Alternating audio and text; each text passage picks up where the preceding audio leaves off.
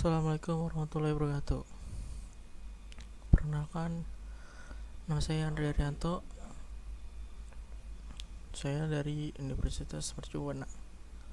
Dengan nomor NIM 41519113. Saya akan mempresentasikan yaitu network layer. Pertama, saya akan beritahu materi penjelasan saya. Yang pertama itu adalah network layer karakteristik. Pertama, the network layer. Kedua, IP encapsulation. Ketiga, characteristic of IP. Keempat, connections. Kelima, base over. Keenam, media independent. Yang kedua itu IPv4 packet. Yang pertama, IPv4 packet header. Kedua, IPv4 packet header file. Selanjutnya, IP6 paket.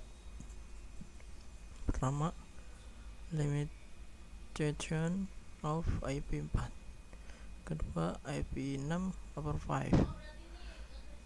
Ketiga, IP4 packet header. Fill in the IP6 packet header. Yang keempat, header packet IP6. Yang keempat, how a host routers. Yang pertama itu host forwarding decision. Kedua, default gateway. Ketiga, a host routers to the default gateway. Keempat, host routing table. Saya akan menjelaskan yang pertama itu network layer karakteristik. Network layer adalah lapisan jaringan atau OSI layer 3, menyediakan layanan untuk memungkinkan perangkat akhir untuk bertukar data di seluruh jaringan, seperti yang ditunjukkan pada gambar. IP versi 4 dan IP versi 6 adalah protokol komunikasi lapisan jaringan prinsip. Protokol lapisan jaringan lainnya termasuk protokol routing seperti Open Source Path First atau disebut OSPF, dan protokol pesan seperti Internet Control Message Protocol. Dan sebelah kanan ini bagian urutan OSI layer. Yang kita bahas itu adalah network layer bagian 3. Untuk mencapai komunikasi ujung ke ujung melintasi batas-batas jaringan, protokol lapisan jaringan melakukan 4 operasi dasar. Yang pertama, mengatasi perangkat akhir. Paket akhir harus dikonfigurasi dengan alamat IP unik untuk diidentifikasi di jaringan. Yang kedua, enkapsulasi. Lapisan jaringan merangkum unit data protokol dari lapisan transfer ke dalam sebuah paket. Proses enkapsulasi menampilkan informasi header IP seperti alamat IP dari host sumber dan tujuan. Proses enkapsulasi dilakukan oleh sumber paket IP. Ketiga, routing. Routing adalah lapisan jaringan menyediakan layanan untuk mengarahkan paket ke host tujuan di jaringan lain. Untuk melakukan perjalanan ke jaringan lain, paket harus diproses oleh router. Peran router adalah memilih jalur terbaik dan mengarahkan paket ke host tujuan dalam proses yang dikenal sebagai routing. Suatu paket dapat melintasi banyak router sebelum mencapai host tujuan. Setiap router yang dilewati paket untuk mencapai host tujuan disebut hop. Yang keempat, deenkapsulasi. Ketika paket tiba di lapisan jaringan host tujuan, tuan rumah memeriksa header IP paket. Jika alamat IP tujuan header cocok dengan alamat IP-nya sendiri, header IP dihapus dari paket. Setelah paket didekapsulasi oleh lapisan jaringan layer 4, PDU yang dihasilkan teruskan ke layanan yang sesuai pada lapisan transport. Proses deenkapsulasi dilakukan oleh host tujuan dari paket IP. Berbeda dengan layer transport atau host layer path yang mengelola transfer data antara proses yang berjalan pada setiap host. Protokol komunikasi layer jaringan yaitu IP4 dan IP6 menentukan struktur paket dan pemrosesan yang digunakan untuk membawa data dari satu host ke host lainnya. Tuan rumah beroperasi tanpa memperhatikan data yang dibawa dalam setiap paket, memungkinkan lapisan jaringan untuk membawa paket untuk berbagai jenis komunikasi antara beberapa host. Selanjutnya yaitu kita melakukan IP encapsulation. IP merangkum segmen transport atau data lainnya dengan menambahkan header IP. Header IP digunakan untuk mengirimkan paket ke host tujuan. Gambar tersebut menggambarkan bagaimana layer PDU dienkapsulasi oleh layer jaringan PDU untuk membuat paket IP. Dari sini ke sini. Maaf. Transfer. Proses enkapsulasi data lapis demi lapis memungkinkan layanan berbagi lapisan utuh berkembang tanpa mempengaruhi lapisan lainnya. Ini berarti segmen lapisan transfer dapat dengan mudah dikemas oleh IP4 atau IP6 atau dengan protokol baru mungkin dikembangkan di masa depan. Header IP diperiksa oleh perangkat layer 3 yaitu router dan switch layer 3 saat bergerak melintasi jaringan ketujuannya. Penting untuk dicatat bahwa di informasi pengalaman IP tetap saja sejak paket meninggalkan host sumber sampai tiba host di tujuan, kecuali ketika diterjemahkan oleh perangkat yang melakukan network address translation untuk IP4. Catatannya NAT dibahas dalam modul selanjutnya. Router yang mengimplementasikan protokol routing untuk merutekan paket antar jaringan. Perutekan yang dilakukan oleh perangkat perantara ini memeriksa lapisan jaringan yang menangani header paket. Dalam semua kasus, bagian data paket yaitu dari lapisan transport yang dienkapsulasi atau data lainnya, tetapi tidak berubah selama proses lapisan jaringan. Selanjutnya, 3 karakteristik of IP. IP itu dirancang sebagai protokol dengan overhead rendah. Ini hanya menyediakan fungsi-fungsi yang diperlukan untuk mengirimkan paket dari sumber ke tujuan melalui sistem jaringan yang saling berhubungan. Protokol dirancang untuk melacak dan mengolah aliran paket. Fungsi-fungsinya itu terdiri dari koneksi, upaya terbaik, dan media independen. Di dalam koneksi itu tujuan yang dibuat sebelum mengirim paket data. Yang kedua, upaya terbaik itu IP secara inherent tidak dapat diandalkan karena pengiriman paket tidak dijamin. Yang ketiga, media independen, pengoperasian tidak tergantung pada medium, yaitu contohnya tembaga, serat optik, atau nirkabel yang membawa data. Keempat, connectionless. IP tanpa koneksi artinya tidak ada koneksi end-to-end, khusus dibuat oleh IP sebelum data dikirim. Komunikasi tanpa sambungan secara konseptual mirip dengan mengirim surat kepada seseorang tanpa memberitahu penerima sebelumnya. Angka tersebut merangkum poin kunci ini. Contoh gambar ini connectionless ke analogi surat dikirim, terus lalu kotak surat, jalan surat, lalu ke rumah. Komunikasi data tanpa koneksi bekerja dengan prinsip yang sama seperti yang ditunjukkan pada gambar tadi.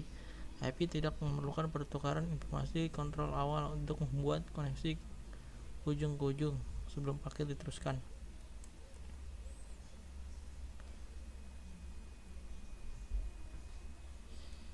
Ini gambar terusnya connection sampai ke network. Yang kelima itu ada base over. IP juga tidak memerlukan bidang tambahan di header untuk mempertahankan koneksi yang sudah ada. Proses ini sangat mengurangi overhead IP. Namun tanpa koneksi end-to-end yang ditetapkan sebelumnya, pengirim tidak mengetahui apa ke perangkat tujuan hadir dan berfungsi saat mengirim paket.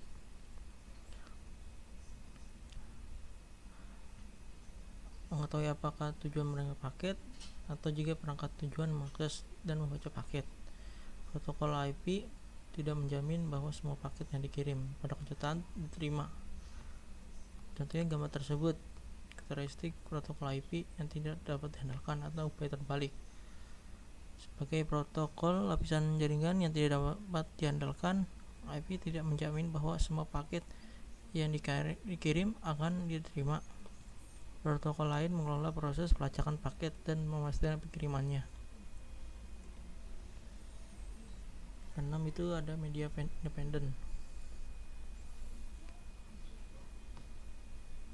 Tidak dapat diandalkan berarti bahwa IP tidak memiliki kemampuan untuk mengelola dan memulihkan dari paket yang terkirim atau rusak.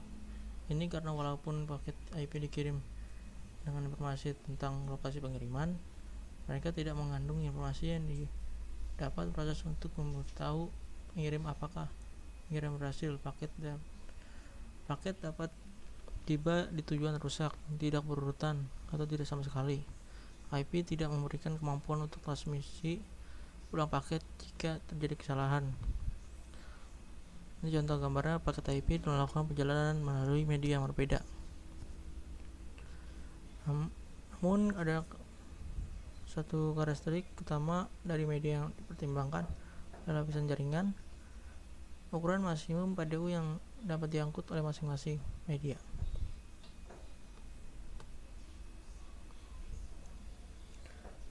Selanjutnya itu IP4 packet. Yang pertama, IP4 packet header. IP4 adalah salah satu protokol komunikasi lapisan jaringan utama. Header paket IP4 digunakan untuk memastikan bahwa paket ini dikirim ke pemberhentiannya berikutnya dalam perjalanan ke perangkat akhir tujuan. Header paket IP4 terdiri dari bidang yang berisi informasi penting tentang paket. Bidang-bidang ini berisi angka-angka biner yang diperiksa oleh proses layer 3. Kedua, IP4 paket header field. Nilai-nilai biner dari masing-masing bidang mengidentifikasi berbagai pengaturan paket IP. Diagram tajuk protokol yang dibaca dari kiri ke kanan dan dari atas ke bawah, menyediakan visual yang menunjuk ketika membahas bidang protokol. Di diagram header protokol IP pada gambar mengidentifikasi bidang paket MP4. Dari bit 1 dari kiri kanan itu ada version internet header like. Bit 2 kiri kanan ada DS, DCP, ECN. Bit 3 kiri kanan total like, flag, header, fragment, offset. Itu semuanya ada di sini semua. Lalu selanjutnya bidang signifikan di header IP4 meliputi berikut. Versi yang pertama berisi nilai biner 4 bit yang diatur ke 0100 yang mengidentifikasi ini sebagai paket IP4. Yang kedua, differentiated service of differ. Sebelumnya disebut bidang tipe layanan TOS atau disebut TOS. Bidang DS adalah bidang 8 bit yang digunakan untuk menentukan prioritas setiap paket. Ketiga, header checksum. Ini digunakan untuk mendeteksi korupsi di header IP4. Keempat, time to live. Berisi nilai biner 8 bit yang digunakan untuk membatasi masa paket pakai suatu paket. Perangkat sumber paket IP4 menentukan nilai time to live awal. Yang kelima, protokol. Bidang ini digunakan untuk mengidentifikasi protokol tingkat berikutnya. Nilai biner 8 bit ini menunjukkan tipe payload data yang dibawa paket. Yang keenam, source IP4 address. Ini berisi nilai 32 bit yang mewakili alamat IP4 sumber paket. Ketujuh, destination IP4 address. Berisi nilai 32 bit yang mewakili alamat IP4 tujuan paket. Dua bidang yang paling sering dirujuk adalah sumber dan alamat IP tujuan. Bidang-bidang ini mengidentifikasi dari mana paket itu berasal ke mana ia pergi. Biasanya alamat-alamat ini tidak berubah saat berpergian dari sumber ke tujuan. Selanjutnya, API 6 paket. Yang pertama itu limitation of IP4. IP4 masih digunakan sampai sekarang. Topik ini adalah tentang IP6 yang pada akhirnya akan menggantikan IP4. Untuk lebih memahami mengapa Anda perlu mengetahui protokol IP6, ada baiknya mengetahui batasan IP4 dan keuntungan IP6. Ini 3 masalah utama yang IP4 masih memiliki, yaitu pertama, penipisan alamat IP4, kedua, kurangnya konektivitas ujung ke ujung, ketiga, kompleksitas jaringan meningkat. Selanjutnya, IP6 upper 5. Pada awal 1990-an, Satuan Tugas Teknik Internet mulai khawatir tentang masalah IP4 dan mulai mencari penggantinya. Kegiatan ini mengarah pada penggunaan IP versi 6. Mengatasi keterbatasan, IP4 merupakan peningkatan yang kuat dengan fitur yang lebih sesuai dengan tuntunan jaringan saat ini dan yang akan datang. Perbaikan yang dijalankan IP6 meliputi yaitu peningkatan ruang alamat, 2. penanganan paket yang ditenggatkan, 3. menghilangkan kebutuhan akan NAT. Ruang alamat IP4 32 bit menjadikan sekitar 4 triliun kalau nggak salah. Alamat unik. Ruang alamat IP6 menjadikan 340, 282, 366, 920, 938, 463, 463, 374, 607, 431, 768, 21, 456 atau 340 alamat undestination. Ini kira-kira setara dengan setiap butiran di pasir bumi. Angka ini menyediakan visual untuk membandingkan ruang alamat IP4 dan IP6. Ruang perbandingan alamat IP4 dan IP6.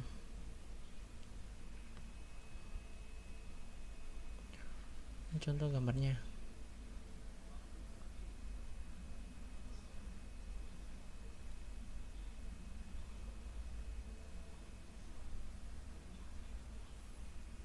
IP4 packet header fields in the IP6 packet header.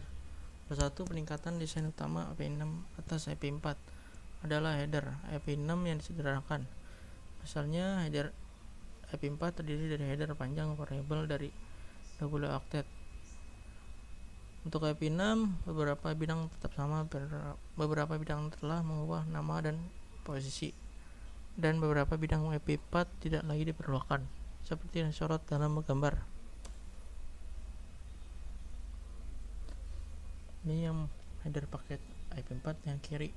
Gambar ini menunjukkan bidang header paket IP4 yang disimpan, dipindahkan, diubah, serta yang tidak disimpan dalam header paket paket IP6. Sebaliknya, header IP6 yang disederhanakan menunjukkan gambar berikut, terdiri dari header panjang tetap 40 oktet. Header paket 6 yang sebelah kanan, header yang disederhanakan IP6 memungkinkan pemrosesan header IP6 yang lebih efisien. Ini diagram header protokol IP. Bidang header paket IP6. Bidang dalam header paket IP6 meliputi yang berikut: nama versi, kelas lalu lintas, label aliran, panjang muatan, next header, batas hop, source IP6 address, destination IP6 address. Paket IP6 juga dapat versi header ekstensi yang menyediakan informasi lapisan jaringan opsional. Header ekstensi adalah opsional dan ditempatkan di antara header IP6 dan payload. Digunakan untuk fragmentasi, keamanan, dan untuk mendukung mobilitas dan banyak lagi. Tidak seperti IP4, router tidak memecah paket IP6 yang dialihkan. Host routes, host forwarding decision. Host sumber harus dapat mengarahkan paket ke host tujuan. Untuk melakukan ini, host and device membuat tabel routing sendiri. Peran lain dari lapisan jaringan adalah untuk mengarahkan paket antar host. Host dapat mengirim paket ke yang berikut. Pertama, sendiri, host lokal, dan host jarak jauh. Ini contoh gambarnya di bawah. Menggambarkan PC1 yang menghubungkan ke host lokal di jaringan yang sama dan ke host jarak jauh yang terletak di jaringan lain. Apakah suatu paket ditentukan untuk host lokal atau host jarak jauh ditentukan oleh perangkat sumber akhir. Tujuan berada di jaringan yang sama dengan perangkat sumber itu sendiri. Metode penentuan bervariasi berdasarkan versi IP. IP4 itu perangkat sumber menggunakan subnet mask sendiri bersama dengan IP4 nya sendiri dan alamat IP4 tujuan untuk membuat penentuan ini. Di IP6 router lokal mengiklankan alamat jaringan lokal ke semua perangkat di jaringan rumah atau bisnis Anda dan memiliki beberapa perangkat kabel dan kabel saling berhubungan dengan perangkat perantara seperti server LAN atau titik akses nirkabel. Tentu saja dalam sebagian besar situasi kami ingin perangkat kami dapat terhubung di luar segmen jaringan luar seperti keluar rumah ke lain, bisnis, dan internet. Perangkat yang berada di luar segmen jaringan lokal dengan sebagai host jarak jauh. Ketika perangkat sumber mengirim paket ke perangkat tujuan yang jarak jauh, maka bantuan router dan peraturan diperlukan. Routing adalah proses dari mengidentifikasi jarak terbaik tujuan. Router yang terhubung ke segmen jaringan lokal tersebut sebagai gateway default. Default gateway adalah perangkat jaringan yang dapat merutakan lalu lintas jaringan lain. Jika Anda menggunakan analogi bahwa jaringan seperti sebuah jaringan gateway default biasanya adalah router dengan fitur ini. Pertama, ini memiliki alamat IP lokal dalam kisaran alamat yang sama dengan host lain di jaringan lokal. Kedua, itu dapat menerima data ke jaringan lokal dan meneruskan data dari jaringan lokal. Ketiga, rute lalu lintas ke jaringan lain. Gateway default diperlukan untuk mengirim lalu lintas ke luar jaringan lokal. Tidak dapat diteruskan di luar jaringan lokal jika tidak ada gateway default. Alamat gateway default tidak konfigurasi atau gateway default turun. Selanjutnya, gambar mengkonfigurasi gateway default akan membuat rute default di tabel routing PC. Rute default adalah rute atau jalur yang akan diambil komputer Anda ketika mencoba menghubungi jaringan jarak jauh. Baik PC1 dan PC2 akan memiliki rute default untuk mengirim semua lalu lintas yang ditujukan ke jaringan jarak jauh ke R1. Host routing table. Pada host Windows, perintah print route atau nestat dapat digunakan untuk menambahkan tabel routing ke routing host. Kedua, perintah menghasilkan output yang sama. Output mungkin tampak luar biasa pada awalnya, tetapi cukup mudah dimengerti. Contohnya di gambar tersebut menampakkan topologi sampel dan output yang dihasilkan pada perintah netstart. Ini gambar yang ada di CMD. Output hanya menampilkan tabel rute IP4. Masukkan perintah netstart atau perintah print route yang setara menampilkan 3 bagian yang terkait dengan koneksi jaringan TCP dan atau IP saat ini. Yang pertama, daftar muka mencantumkan alamat media akses kontrol dan nomor antarmuka ditetapkan untuk setiap antarmuka yang mendukung jaringan pada host, termasuk internet, wifi, dan adapter Bluetooth. Kedua, tabel rute IP4. Semua rute IP4 yang dikenal termasuk koneksi langsung, jaringan lokal, dan rute default lokal. Rute IP6 daftar semua IP6 yang diketahui termasuk koneksi langsung, jaringan lokal, dan rute default lokal dengan yang sama dengan IP4. Sekian, terima kasih. Mohon maaf ada kesalahan dari kata-kata. Assalamualaikum warahmatullahi wabarakatuh.